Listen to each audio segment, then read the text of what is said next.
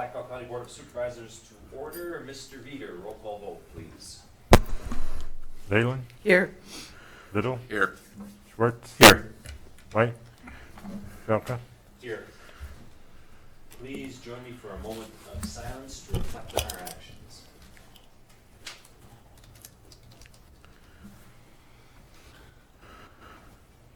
Please join me for the Pledge of Allegiance. I pledge allegiance To the flag of the United States of America and to the republic for which it stands, one nation, under God, indivisible, with liberty and justice for all.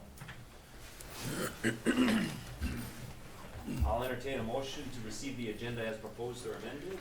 So moved. Second. Need to move item 10A and put it behind the hearing, which is D, right above E, discussion.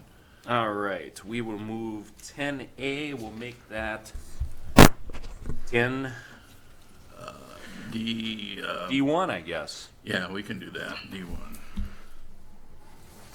It was kind of on there before the, Yeah, For the hearing. All right, and both those of you who made the motion and seconded it agree with that? Yes. All right, all those in favor say aye. Aye. Aye. Opposed? No, we have an agenda. Public comments. Do we have anybody in the boardroom that would like to provide public comment? Do we have anybody online or on Zoom that would like to provide public comment? Claims and payments, Mr. Perry.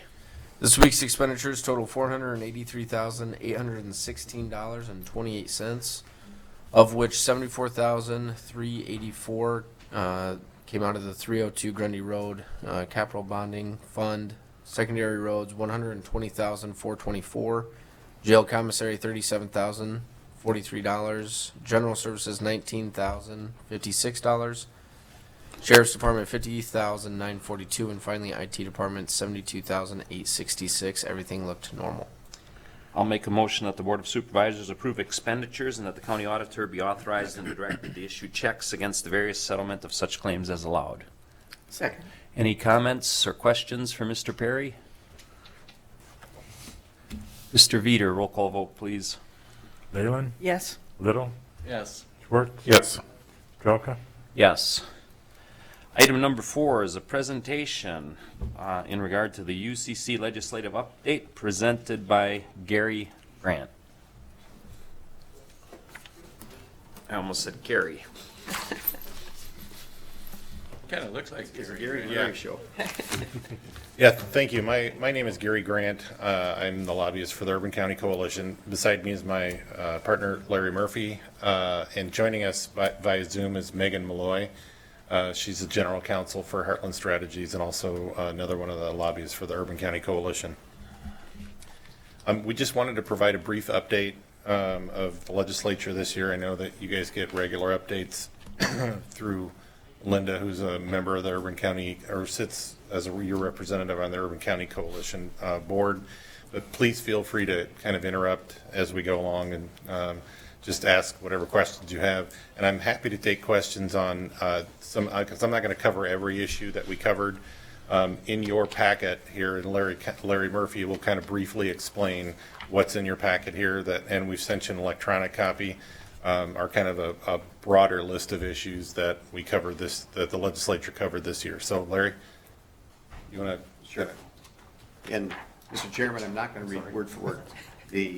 The packet is broken into about 3 parts, and if you look at the front, tabs A and B are the legislative summary. It's the narrative, kind of similar to what Gary's going to be sharing with you. Tab B is the legislative priorities that the Urban County Coalition adopted and was brought back to you and you all signed off on. In tab C through G, those are some of the issues that Gary's going to touch on. Much more extensive information in the booklet in front of you. And then tab H is bill tracking, and that's a good way to, as people ask you, well, what do your lobbyists do? You can refer them to that, because by law, if we are notifying you of any bills that you might have an interest, ask you to take a position on, we have to register and then get a declaration from our clients, which in this case be the Urban County members. So the bill tracking, that's a list of every bill. Every day, myself and Gene Logan go through all the bills, amendments, identify the ones that are either a priority, or you have an interest in, or you might have an interest in, and then send that off to you all. And then tab I is the newsletters, and that's what Megan puts together each week to give you kind of a brief overview of what's going on during the session. So that, I'll just hand it back to Gary. Thank you. This session was a little different than most, as I'm sure you can imagine, because of the pandemic. So the way that the legislature did business changed a little bit, made things a little more challenging. The House was conducting committees and subcommittees via WebEx, and they didn't use Zoom this year, but they required that you be present in person if you wanted to testify or provide information. The Senate was conducting subcommittee meetings and meetings exclusively by Zoom, and you could participate by them, so it was kind of a little bit of a race between, usually you're just running between chambers, now you're running between sort of chambers and kind of your computer. So that made things a little more challenging. What also made things a little more challenging is that the session, as you all know, was they didn't adjourn by their target date. They kind of went a little later than they normally do. The big tax proposal that we'll cover parts of delayed issuing budget targets, so nobody was really clear on where we were until very late in the session. The first bill I want to cover is Senate File 619. This had a couple of large issues in it for us for the Urban County Coalition, one of which was the backfill, and the other one was mental health funding. Both of these issues were dramatically changed. As you all know, we've kind of fought this for years, and there was a little bit of an increasingly bipartisan feeling that some of this money could probably be spent elsewhere. The one thing we were able to sort of help with other groups is delay the implementation of this of the backfill phase out until next fiscal year, rather than starting this fiscal year, which would have been, as you all know, kind of nothing short of catastrophic for county and city budgets. The second thing that happened was we've been advocating for some time for kind of a more stable, sustainable funding source for mental health funding. The legislature decided to take a different view, different tact than the one we had recommended, and this is including a complete sort of state takeover within the next couple of fiscal years of mental health funding. This is kind of a mixed bag a little bit, although most counties will see a net sort of decrease in the amount of a levy. The per capita amount versus the amount that they were levying for mental health, it has a dramatically different effect on cities who whose phase out of that mental health levy wasn't, they don't have a mental health levy, so they're simply just going to lose that money. So, I'm sorry. The phase out starts over it goes over a 5 or an 8 year phase out, and it's 2 options, and I think it's based on sort of population, and it looks like most of the it looks like most of the Urban County folks are going to fall into the 5 year phase out. So of the backfill. One of the good bright spots of this was telehealth parity, which was a priority of the Urban County Coalition. So now mental health regions and providers will be able to make, and consumers, frankly, will be able to make wider and better use of telehealth options, which is especially important in sort of today's climate. The other thing that makes this even a little more exciting is that we face in Iowa, as I'm sure you folks know, dramatic workforce shortages, especially in certain areas, and one of the areas is mental health professionals. So this is good. I think this will be really important. The next bill I want to cover is a bill called Back the Blue, Senate File 342. This one was an amalgamation of a lot of different sort of proposals having to do with law enforcement in the legislature, and they kind of coalesced late in the session into what they called their Back the Blue. And a couple of items of note for local governments is there's a provision in there that's a little concerning because it's very broad, that has to do with the potential loss of funding or the putting local or state funding in jeopardy for local entities like cities or counties who pass laws instructing law enforcement not to enforce state or federal laws. Now, this has happened in the past in a couple of different forms. It's happened with the so-called sanctuary communities, folks that have passed local ordinances or declaration regarding law enforcement cooperation around immigration laws.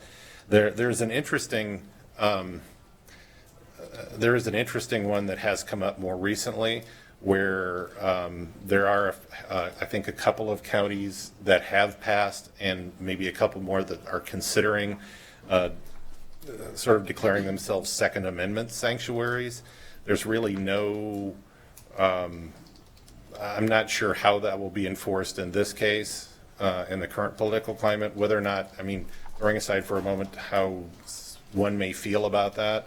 Some of these Second Amendment sanctuaries do actually instruct their law enforcement that they have jurisdiction over not to enforce certain federal gun laws. So I'm not sure if they'll lose state funding over that or not, but that will be kind of an interesting, I think, debate coming up.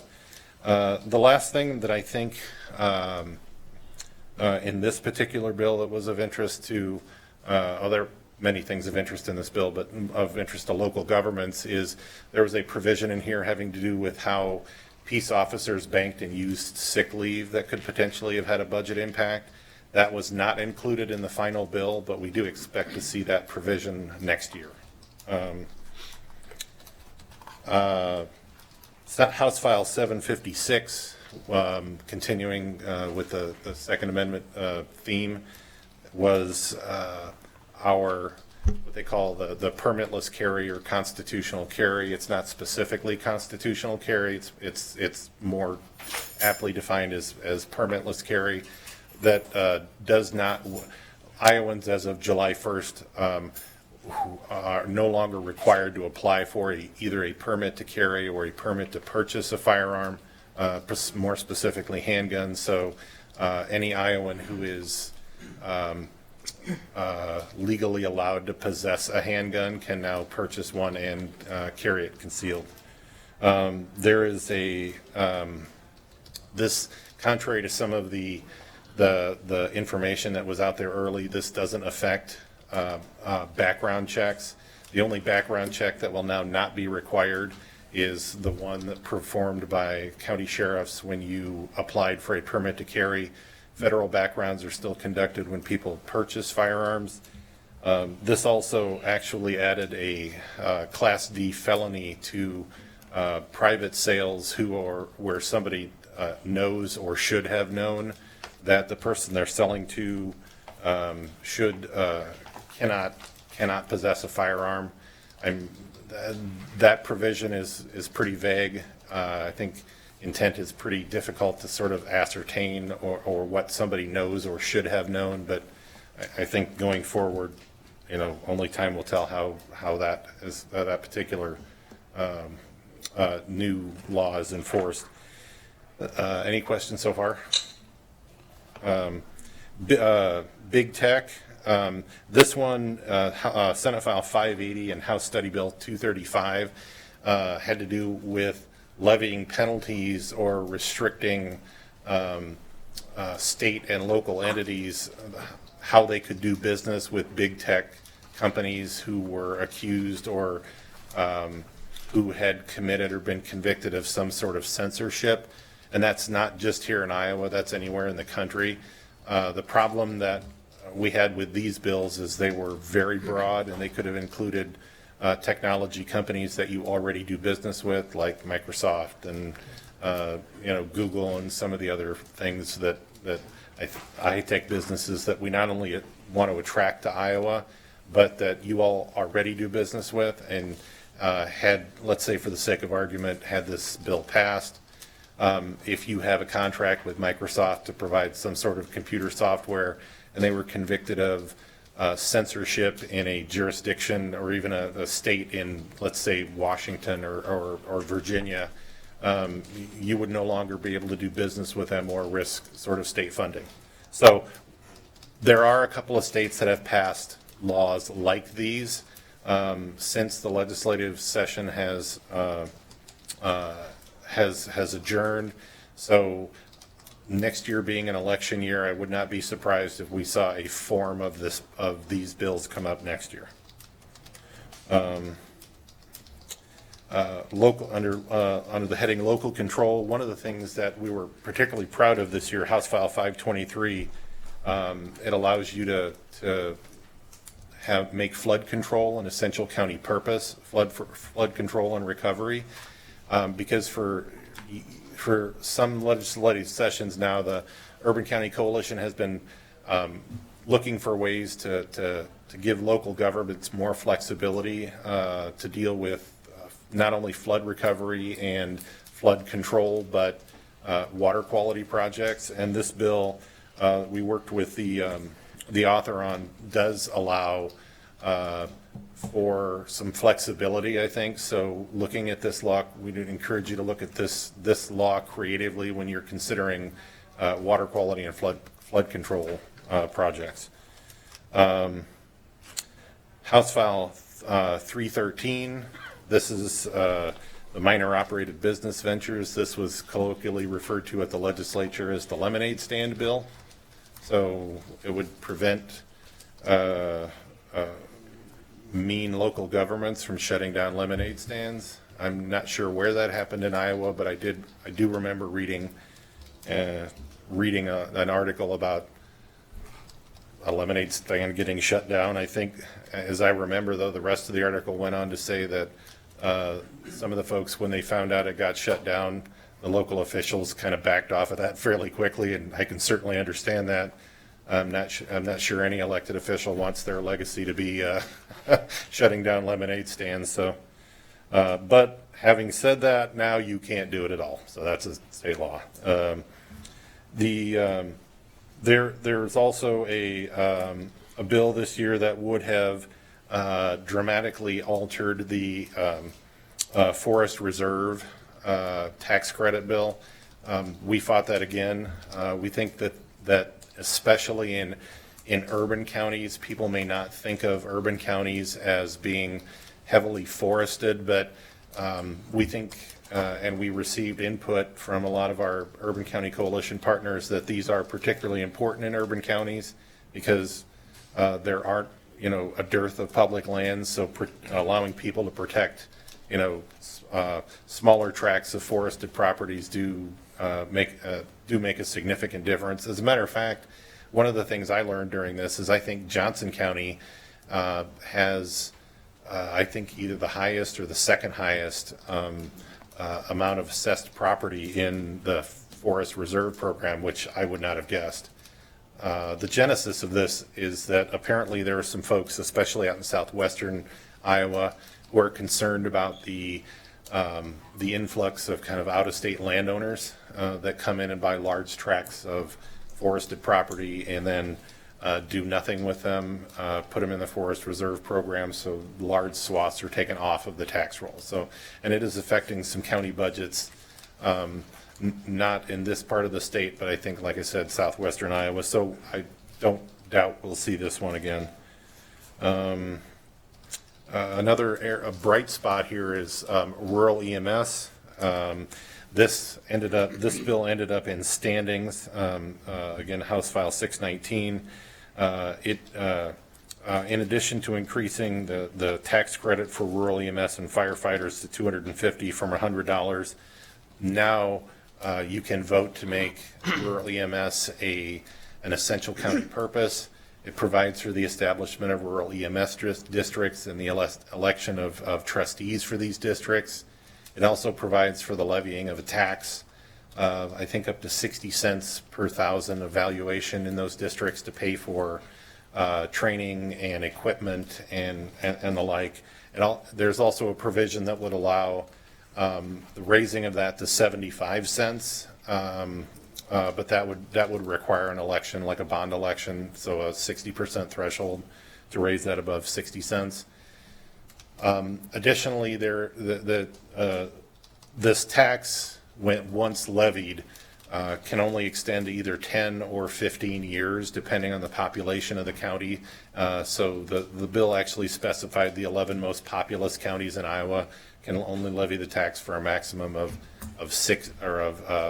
10 years rather than 15.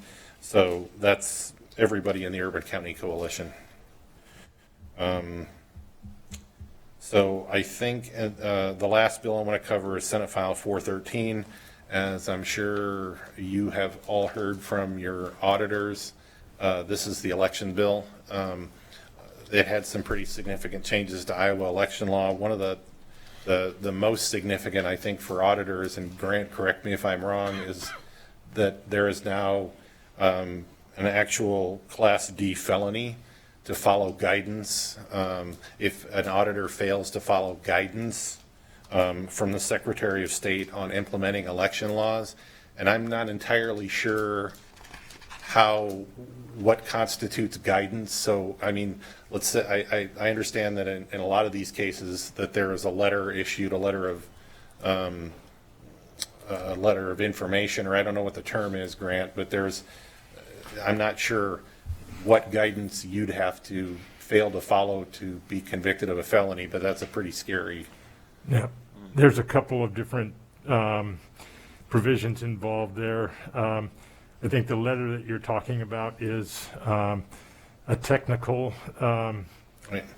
infraction. That's not quite the term, but and that's not the part where you would be guilty of a Class D felony, but it does require, if the Secretary of State finds that you've committed a technical infraction, that the Secretary of State must levy a fine of up to $10,000 Right. on the auditor. But there are other parts of the bill that talk about auditors and other election officials, if they violate certain parts of the election code, they're guilty of a Class D felony. Right. Another potentially confusing part of this is it's now a crime. It's called third-degree election misconduct. I think to interfere with to interfere by a county commissioner of elections, the auditor, or a precinct official with a person who is allowed to be at a poll, which I think these are traditionally poll watchers. So I wasn't aware that we had that issue, but that's an issue that's addressed in this bill. Failure to there are penalties in here to perform voting list maintenance by an elected official. So there are a slew of new penalties in here for auditors who I think have performed these well in the past, Grant. And I'm not sure that a lot of these were difficulties we experienced in Iowa, but they were addressed nonetheless. So that's kind of the end of the update that we had planned. I'd be happy to answer any questions or on bills that we covered, or I can answer questions on bills that we didn't cover.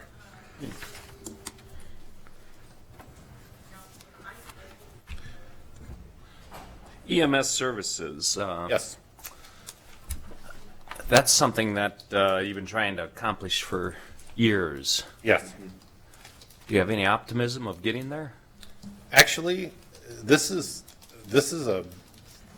gets us almost to where we need to be. Having you all be able to determine this as an essential county service, and I I don't know that we had envisioned like the establishment of rural EMS districts, although I'm not entirely convinced that's a bad thing. The ability to generate revenue from these districts to help pay for equipment and training, I think is a huge step forward. It would be nice to see the state dedicate some of those resources, and I think going forward, that will be kind of our focus, is getting the state to sort of help, that now we have local skin in the game, as they call it up in Des Moines, that we're going to be encouraging the state to put some skin in the game. Good, thank you. I would like to, the challenge for us going forward with that, though, I will add, is that I'm not entirely sure that there are a lot of legislators that believe that urban counties have a rural EMS problem. So communicating that continues to be a challenge. So I think it's sort of assumed that if you're one of the 10 largest or 11 largest counties, that you don't have a lot of rural areas, and we all know that's just not the case. Right. Thank you. Any other questions? Thank you. Thank you. Thank you all very much. I guess I was going to ask you, were going to mention anything about, I guess, the next year and the plans to going forward, I guess. Well, Urban County has a meeting coming up, hopefully in September. We're still trying to sort of nail that down. I can't honestly tell you what I think will happen this next year. The legislature has checked off kind of a lot of its really big to-do lists items. So this is an election year, and that kind of always makes lobbyists of all stripe very nervous. So I'm not sure, we're not hearing much yet about what may be on the table for next year. So that meeting in September is really just for more discussion, I guess, among the group members and that type of thing of what are the issues or Certainly, concerns. if there's Yeah. specific issues to you all. That's what I thought. Feed that to us, because the process for the Urban County is the ideas are all Right. put down, brought back to each of the boards to Right. sign off with Yeah. unanimous support. yeah, So the meeting in September will simply be a discussion of what we want to accomplish this next year. I don't know if we'll still have much information on what the legislature envisions. I'm not sure they know. Tax reform and mental health were kind of the last items on their to-do list, and they've gotten that done, so. And it'll take shape probably here in about another 30 to 45 days, because I think you all know that they just announced this morning that the public hearings on the redistricting plan, which sets the boundaries for the new legislative districts, is Monday, Tuesday, Wednesday, the third week of September. And then the legislatures has to go in and vote for those. So once these legislators start to see where their new territories are, that may start driving some things that they want to get done or undo, depending on what their new boundaries are going to look like. So that's kind of probably have more impact on this session than anything else, as people try to position themselves. So, thank you all very much. Do you Thank meet weekly or monthly? No, it's weekly in session. I was Yeah. going to say every Friday. Who's involved with that from here? You and who else from Blackhawk? I was going to say whoever'd like to participate. I was going to say. We used to have said two before. supervisors. I participate sometimes, yeah. Have you? I know John and you were originally on it. But, you know, that's what I guess I wanted to indicate too, is any of us can participate as far as our concerns or issues with you and or Absolutely. me, or however you'd like that to get it to the group, but. And expand on what Linda's saying is while we have the meetings, each Friday during session, and we send out the notices each day in terms of issues that are rising, anytime, and you all, if you don't, we'll make sure you got them. Anytime you have a specific question, want a copy of the bill, or, are concerned about one specific issue that may or may not have anything to do with Urban County, contact us, and we'd be glad to either get information for you, give you background, that kind of thing, so. And the newsletter, I thought it's very good. I mean, for all of us, we all receive that, so that kind of Right. summarizes things too for us, so we can reach out. Thank you. Thank you. Thanks. Very much. Good luck, Grant. Yeah.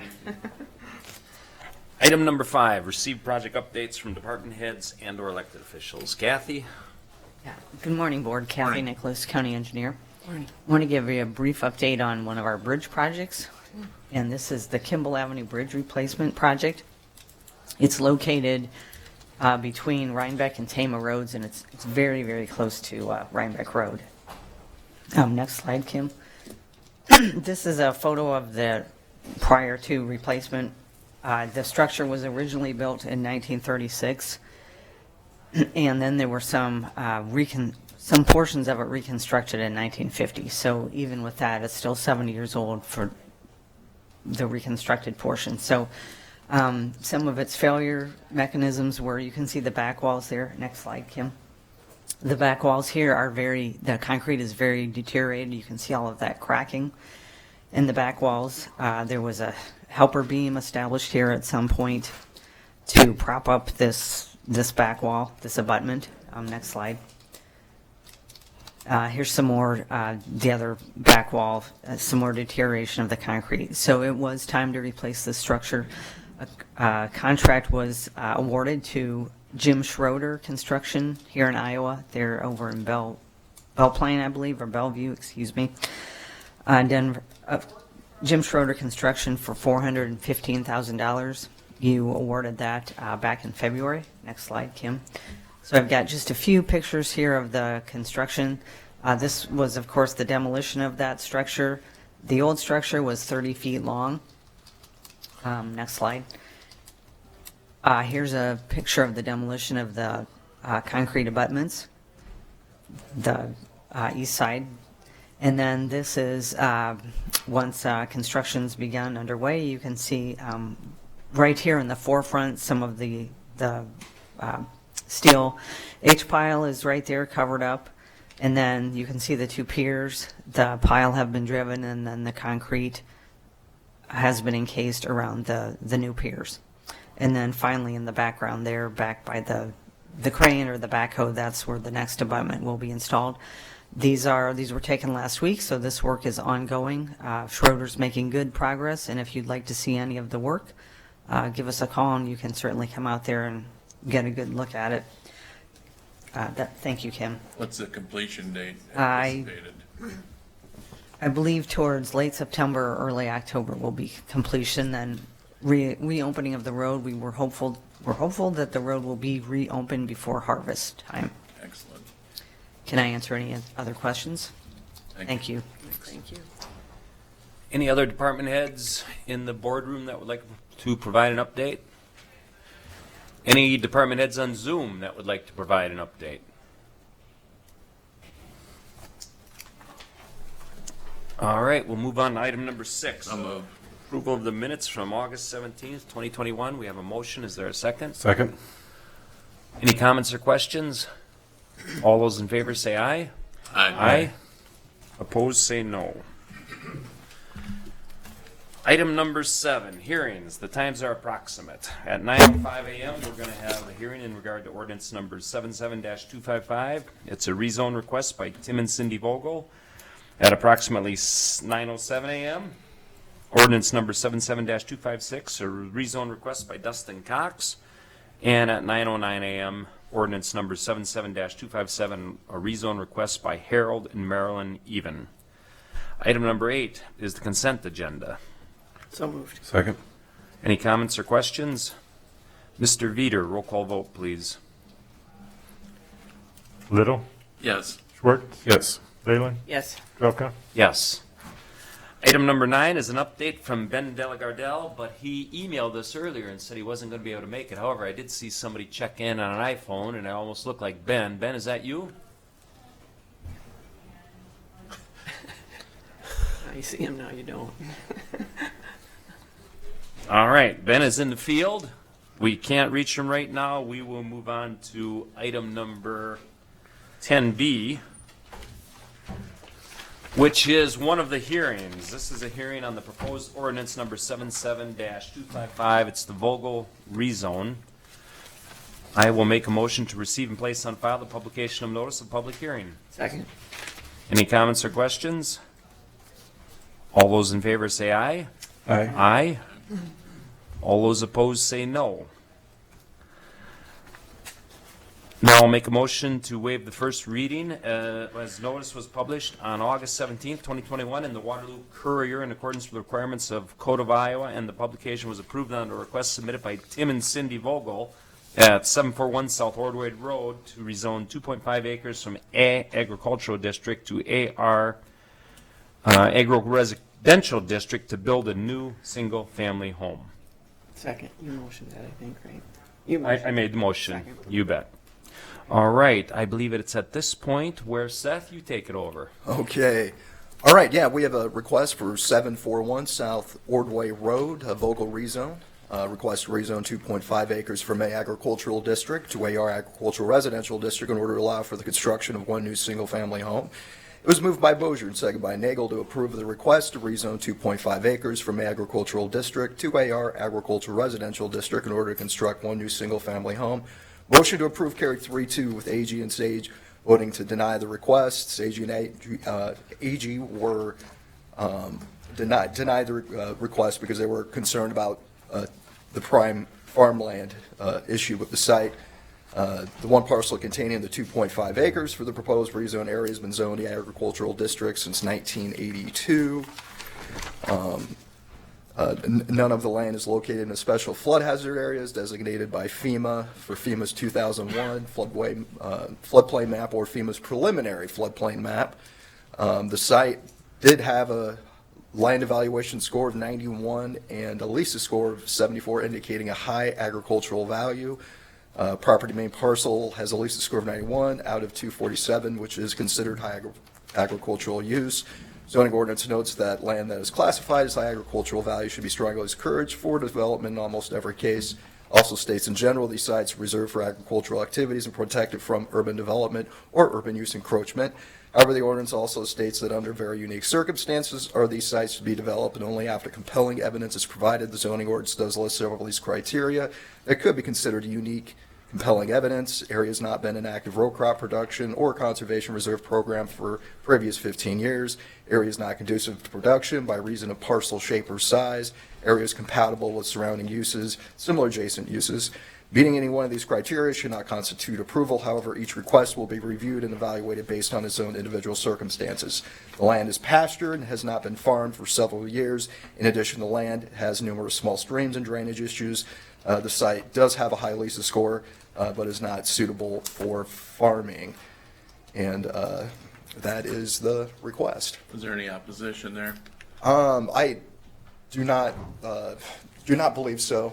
I don't know. Of course, I was gone. I was on vacation at that meeting, but I didn't note any when I listened to the recording for the meeting. You said it hadn't been farmed? No, it hasn't been farmed for several years. So it at least meets that 15-year requirement. I just noticed there was that 3-2 vote, Yes. so, which is always interesting. I see we've got one coming up next week as a 4-1 vote. And it's Yes. kind of, The three that voted in favor of it, did they hesitate on anything? I mean, were they concerned about anything, even though they voted for it? I didn't know anything when I listened to the recording. No. so while it hadn't been farmed, it's considered because of the LISA scoring. Yeah, because the LISA score is still considered prime farmland. That is correct. All right, any other questions or comments for Seth? Do we have any others that want to comment on this? Or is the landowner here? I am. Would you like to provide comment, ma'am? And if you would, please approach the podium, please. We bought the property approximately 5 years ago, and the land that we're looking at to put a new home down there, there were springs down there, and there's a pond down there now, and we would like to put a house near the pond. And you're Mrs. Vogel, of course? Yes, I What's your am. address? What's your current address? 741 South Ordway. Gotcha, okay. Is it gonna be your home? Excuse me? Is it gonna be your home? Yes. Yeah, we're looking at putting, the house that we're in right now on the property is huge, and we would like to build something a little more retirement-like for us. Fewer steps. So you'd be. A lot less stuff. So you'd relocate to this new property? to the new- Yes, we want to sell an acre and a half to 2 acres, which would take the house and the shop. Okay, thank you. Thank you. You're welcome. We have a motion on the floor in a second. All those in favor say aye. Where you at on which one here? Close the hearing. I was going to close the hearing after our the vote on this? Or no written comments, right? No written comments. I think you had a motion to waive the first reading, but I don't Yes. think you have a motion yet to close the hearing. We do not. But we haven't voted on the motion to waive the first reading. Right. So, all those in favor say aye. Aye. Aye. All those opposed say no. Okay, the motion to waive the first reading has been Motion to successful. close. Second. Any comments or questions? All those in favor say aye. Aye. Aye. All those opposed say no. The resolution, we have a resolution to suspend the rules requiring the Board of Supervisors to consider and vote on the So moved. proposed ordinance Second. at 2 prior meetings. We have a motion and a second. Any comments or questions? Mr. Veeder, roll call vote, please. Schwartz, Yes. Leyland, Yes. Little, Yes. Jelka. Yes. The ordinance adoption, that the ordinance amending ordinance number 36 as amended, the Blackhawk County, Iowa Agricultural Preservation Zoning Ordinance adopted February 2nd, 1999, by adding subsection number 255 to section BI, paragraph B, rezoning certain property as described on the above request submitted by Tim and Cindy Vogel to consider the same for adoption, and if adopted, would be known as ordinance number 77-255. So moved. Second. Any comments or questions? Mr. Veeder, roll call vote, please. Leyland, Yes. Little, Yes. Schwartz, Yes. Jelka. Yes. All right, we'll move on to the next hearing. The hearing on the proposed ordinance number 77-256, the Cox rezone. We first have a motion to receive and place on So file, moved. proof of publication, and notice of public hearing. We have a motion, and I will Second. second it, or, okay. Chairman. All those in favor, any comments or questions? All those in favor say aye. Aye. Aye. Motion to waive first reading. All those opposed say no. We have a motion to waive the first hearing. We have a second. Seth? Okay, all right.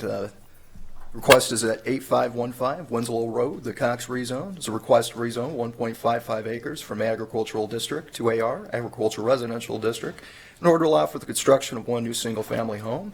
It is moved by AG and seconded by Shares to approve the request to rezone 1.55 acres from agricultural district to AR, agricultural residential district, in order to construct one new single-family home.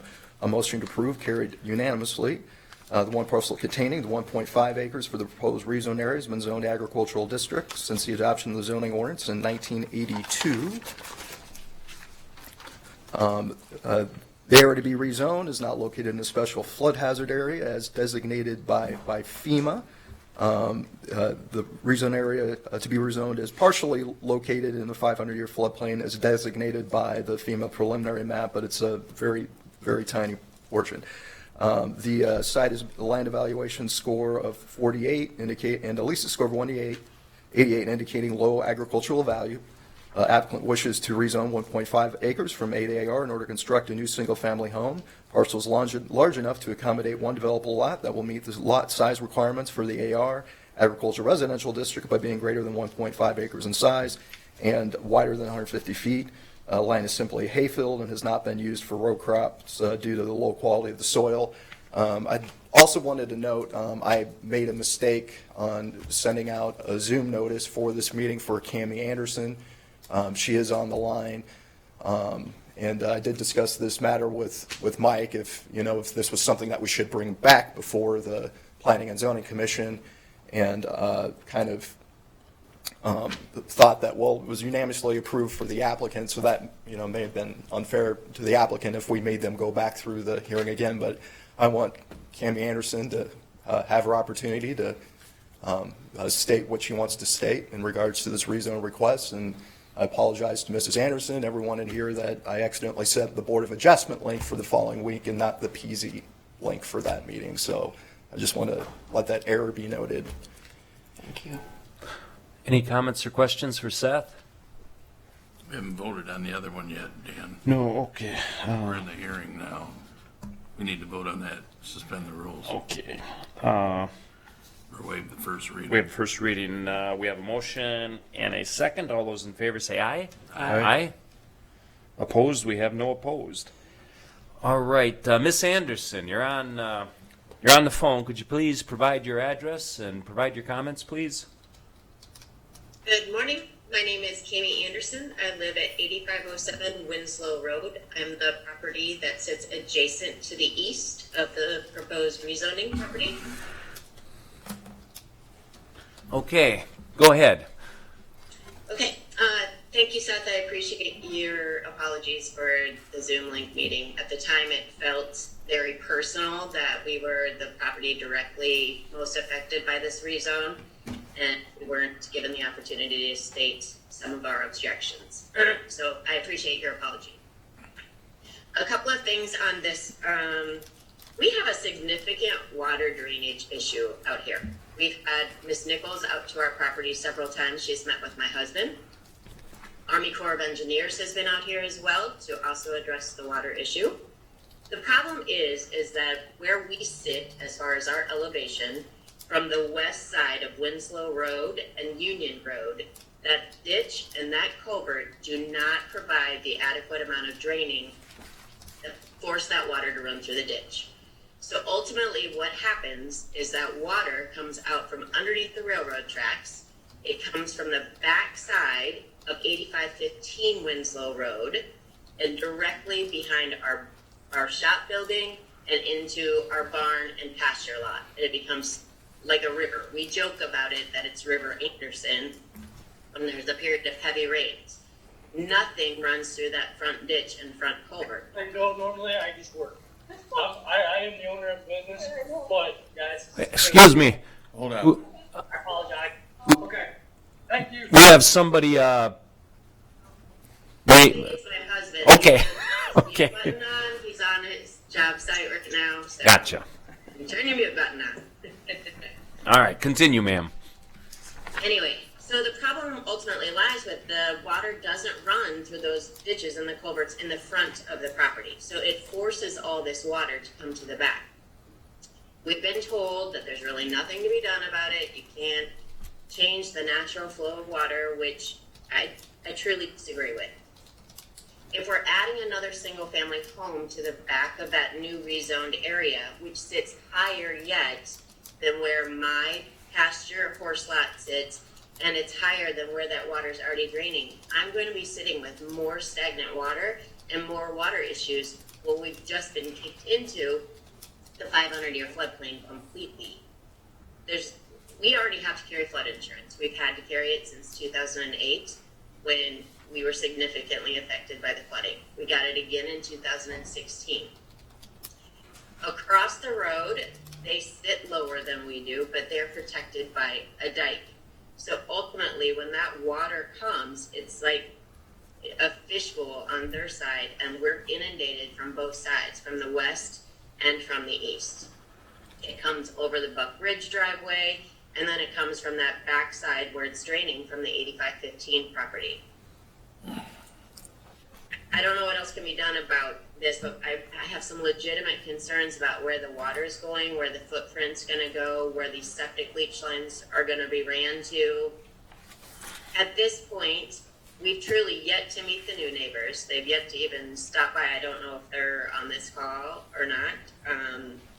They haven't even been up here to mow the property. So I guess my feeling is, are they just going to tear this new property down? What's going to happen with, I guess, what is the footprint of this new plan? Do we know where it's going? Seth, did you say the P&Z did or did not hear her remarks? Did not, because because. Well, let me ask you, do you think that would have a bearing on the way they voted? Possibly. So the most logical thing is to reschedule the P&Z meeting, wouldn't you think? I mean, we could do that. I mean. Well, I mean, they got to hear all the facts, and then I Right. hear now where she mentioned something about the septic and so forth. Was the health department there that night for the septic and stuff? No, they don't attend the They meetings. don't attend? Are they part of the technical, though? Yes, That yes. speaks to the, Did they get a chance to hear what she had to say then? They're part of the technical, right? yeah. Yeah, I mean, they were forwarded the information in regards to the request. You know, I'm just saying, we can't, I can't make a decision today on this unless the P and Z heard all the facts. I don't know if that would have changed your minds, unless you're gonna go on the record right now and say it wouldn't have made any difference with their comments today. We'll bring it back before P and Z, I sir. think it should be. We've Okay. done it before in the past when this Sure. has happened. Okay. That's my opinion, Bart. I mean. Yeah, I agree. It's probably a good idea. I agree with you. It's Okay. When is the next P and Z, Seth? It'll be for 21st of September, and I don't know if the applicant is here. I'd like to listen to what he has to say. Sure. Yes, Mr. Cox, would you like to make comment, provide comment, please? Provide your address. Dustin Cox, 9725 Sylvan Drive, Janesville. I think my only thought with bringing it back through is this has already been a process. I mean, is that fair to me? I went through all the steps that I needed to go through. As you guys all know, this is quite a lengthy process. After this, I have to apply to have it parceled, and we want to get moving on our project. I'd be happy to answer any questions that the neighbor had in terms of where our house is going to be, the drive, all that. We don't have plans to tear down the existing house. We have plans to parcel that off and to sell that. So I don't. See, the question really lays in the people that made the decision across the street need to hear her comments. And he doesn't have to do anything else, does he, Zeph? I mean, you'll just reschedule to what? When's the next one? 21st. I think that would be your best interest rather than have it come to this board and be turned down. Then you'll start it all over again in 6 months. And I'm not saying that would happen, but you see what I'm saying? Because I can't make a decision when I hear somebody in the public said they were supposed to be speaking and they didn't. It may have made a difference what that vote was over there. I don't know. Maybe it won't make any difference. But we've had this happen in the past, and, unfortunately it happened. But my opinion, it needs to go back to the P&Z. They need to hear her and then revote on the zoning. Otherwise, I'm not prepared to support it today, and if there's a couple more that aren't, then you're done. You start over 6 months and refile. So. The danger, I think, is what he's saying is if we don't support it today, then you are delayed for 6 months before you can bring it back to us, where this would just delay it the month. I know you want to move forward on it, but it would just add that September date. If there's any way we could have and I think we've done this also in the past, have give notice, have a special P&Z meeting. You only have them monthly. Does this have to be republished? Yes. Does it? So that kind of Definitely has to be right republished. there. Yeah, the analysis that went into coming to this hearing right now was the fact that, number one, all the notice requirements had been met previously. This is one of those snafus that got created with the pandemic and doing everything via both Zoom and in person. Sure. Technically, the legal requirements were met because the in-person hearing and the determination or the weighing of circumstances had to do with the both Ms. Anderson's concern against the fact that now there's prejudice against the Cox family because of this. And so all points are well taken, but that was the analysis that went in previously when Seth and I spoke about it. So Zoom wasn't used that night, Seth? Is that what you're? No, Zoom was used that night. I just sent the wrong. Okay. Have we used Zoom in other P&Z meetings? Yeah, we've been using Zooms. And have you had people participate? Yes. Okay. All right. All right, Mr. Cox, it'll be rescheduled for the September 21st meeting. I assume we need a motion to table this? I don't think you need to. You don't need to take any action on it. All right. All right. Thank you, Mr. Cox. Thank you, Ms. Anderson. We simply move on to the next hearing. Item number 10D is a hearing on the proposed ordinance number 77-257, the even rezone. It is now about 9:54. I'll make a motion to receive and place on file proof of publication of notice of public hearing. Second. All those in favor say aye. Aye.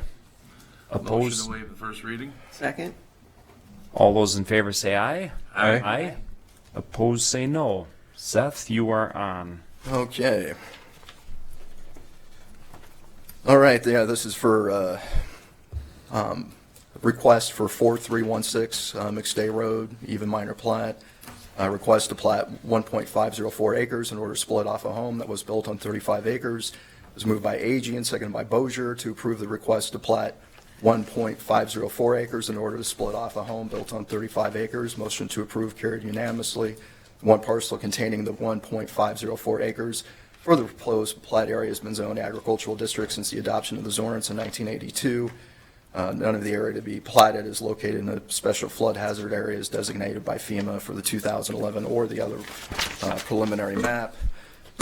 Should be noted that this land has not been farmed for over 19 years. The current home constructed in 2015 is a replacement home for that was built on 2002. Approving this request would not take any additional land out of foreign production.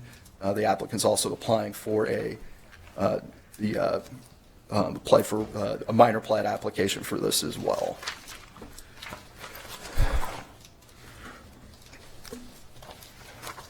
Is there any concerns? I know it voted all the way through, but was there anybody there opposing? There was no opposition to this request. It's basically a site that's existed since 2002. They've met the 15-year requirement, so just basically rezoning it and then later platting it off. Sure. Would Mr. Even like to make any comment? So, the only reason it's getting Could you approach the podium, please?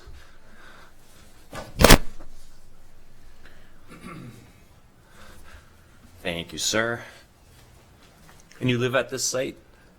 Yeah, I've lived there 40-some years. The only reason we're like to redo this is because the boy is buying the farm and he don't want the home. So if something would happen to me, this would be taken care of. The other kids wouldn't have to worry about who owns the place. Right. So that's the reasoning for it. And we plan to stay there. Okay. There's no steps in that house. All right, any comments, any other comments or questions? Do we have any written comments? No, sir. All right, I'll make a motion to close the hearing as oral and written comments were received and placed on file. Second. All those in favor say aye. Aye. Aye. All those opposed say no. I'll make a motion to suspend the rules requiring the Board of Supervisors to consider and vote on the proposed ordinance at 2 prior meetings. Second. Any comments or questions? Mr. Veeder, roll call vote, please.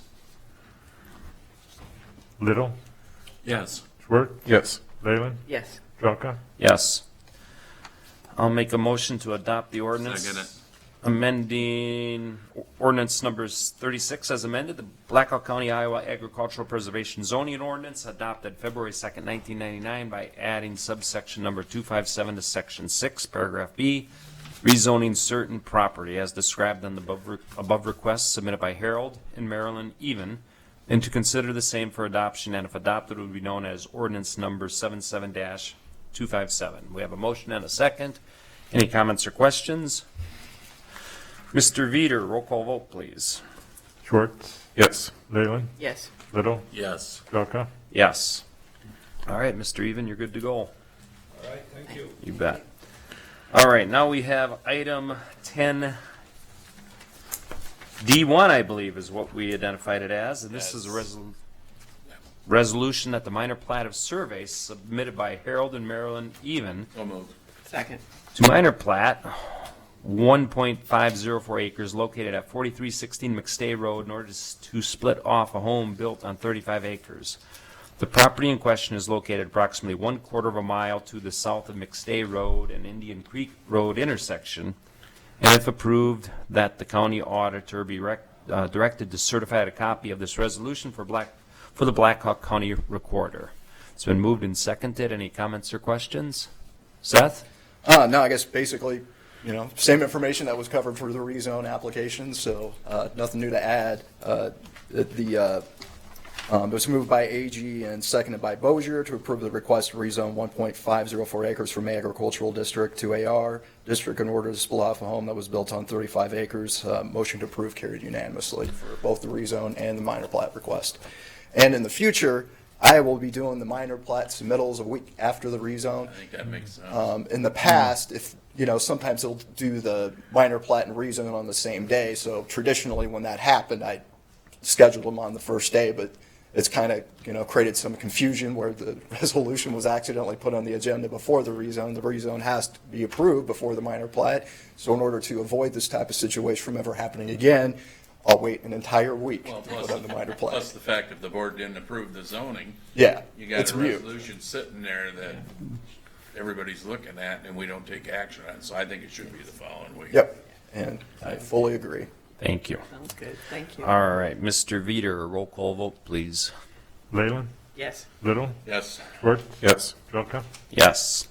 Item 10E is discussion in regard to county preparedness and possible updates for COVID. Dr. Ingbonia is in Des Moines, but it's my understanding that Josh has an update for us. Yes, good morning, Board. A brief update for everyone on our COVID-19 status. So where we're at for cases as of yesterday morning, we have crossed the 18,000 mark for total cases. We are at 18,045 total cases for Blackhawk County. 16,362 recoveries. Our 14-day positivity is at 14.3%, and we've had 324 deaths due to COVID-19. Vaccination status, again, as of yesterday morning, 62.8% of Blackhawk County residents aged 12 and older have received at least one dose of COVID-19 vaccine. And that number increases to 64% when we look at residents 18 and older. We have been seeing some increases in vaccination over the last few weeks, which is good to see, particularly in the 12 to 17-year-old population. They've been increasing the fastest, with the 1.2% increase from last week. Some additional vaccination updates. There have been some significant announcements from the previous board meeting. The first occurred on the 18th when CDC and Health and Human Services released a joint statement recommending booster doses of the Pfizer and Moderna vaccine 8 months after people's second dose. This is different from the third dose that we discussed last week for the moderately to severely compromised immune systems. And the booster doses are expected to begin later in September, approximately the week of the 20th, and are still pending full FDA and ACIP approval. Then yesterday we got another announcement from the FDA that the Pfizer vaccine has been fully approved for those age 16 and older. In their statement, FDA stated that the vaccine has shown the safety and efficacy standards for full approval on top of what they'd already demonstrated for emergency use authorization. The vaccine is still under emergency use authorization for 12 to 15-year-olds, as well as the third dose for the immunocompromised. The approved doses and the emergency use authorization doses have the same formula, so it's really the same vaccine. It will now also be marketed under a different name, Comirnaty, and safety and monitoring for the vaccine is still going to be ongoing. So that is really all I had for an update today, unless the board has any questions. Josh, do you anticipate when Moderna or Johnson & Johnson will receive FDA approval? Yes, so we had a meeting with the state on Friday. They were, in that meeting, they did say that they were expecting Moderna around the end of the year, maybe early 2022. We may see it a little bit earlier than that, because in that same meeting, they had anticipated the Pfizer vaccine would be a little bit closer to the end of the year, and then we got the announcement yesterday that it received full approval. So it could be a little bit later this fall or more towards the end of the year. Johnson & Johnson is going to be on a little bit later of a time frame. Their vaccine was approved a couple of months after the other two, so their time frame's a couple months behind the other two as well. Thank you. Any comments or questions? Thank you. Thanks, Josh. Item number 11, our reports or information from the board. I'd just like to say, I've been around a few years, and the things that are going on out at Blackhawk County Veterans Affairs, it's the positive things. It's amazing. You see people out there laughing, socializing, outside enjoying the weather, and I haven't seen that in the years I've been here. And it's really nice, and I think there's probably more to come. So Absolutely. we want to thank all the people involved. It looks like he's got a pretty good crew out there that helps him out too, so. Yep. We want to take our hats off to those folks. I am a member of Grove Cedar Valley, and yesterday my James and I happened to have a meeting with Carrie Dara, Chris Faraday, and Lisa Scoble Rivera. I was curious about the census data. It wasn't the greatest of news for Black Hawk County. And I also feel that if a $1 million building gets built in Waterloo or Cedar Falls, I see the benefit of that for the county because it generates revenue for us to run our operations. And the one thing I wanted to see from Grove Cedar Valley is I'd like to hear from them how their efforts benefit the county. And what I'm mostly concerned about is revenue generated by property taxes. So I'm expecting to hear more from them. They asked me to be a liaison to their board meetings, so I'm going to start attending their Zoom board meetings just so that I can try to glean this information. I know when we talked about our ARP funds, I wanted to stay more attuned to what a couple of our larger cities are doing, and especially Cedar Falls and Waterloo, to make sure we don't have a duplication of any type of projects or services that we're utilizing with this money. So that's just where I was going with it. I just want to make all of you aware of it because they said they planned on reaching out to all of you and bending your ears. It'd just be nice these major projects aren't in TIF areas where the county doesn't get any tax relief. And I was happy to see that our lobbyists are working on some relief in regard for county in that regard. So I don't know what that relief would be, but some changes in legislation would certainly be in order, I think. Any more? I just had a question, I guess, and wanted to ask the board this. Earlier this month, Tom had brought up the Pinecrest security and put it on the agenda. And I think at the end of the meeting, we talked about even a possibility of the security committee getting together and revisiting it, at least to see, are we doing all that we should be or could it be improved, or should look at that cost again and maybe not curtail the service. So I didn't know how the board felt about that security meeting, getting together. I think both of you were on. I guess if that's something to consider, because otherwise we need to, I think, look at what it's costing. I think they should visit it. I mean, did they, prior to it coming to the board? I think they did, didn't they? Did they? My concern is that individual, and it has nothing to do with the individuals, it's a position. The money that we're paying, they're not doing anything different than what we had in the past with somebody at that window for the state. So I just thought it was kind of a waste of taxpayer money. Well, and I think that's just a question we'd want to address. If we don't think that's the case, then we need to say we're if happy something with what's happens, happening. that individual is going to call the sheriffs and Waterloo Police, and that would happen anyway with that window right there.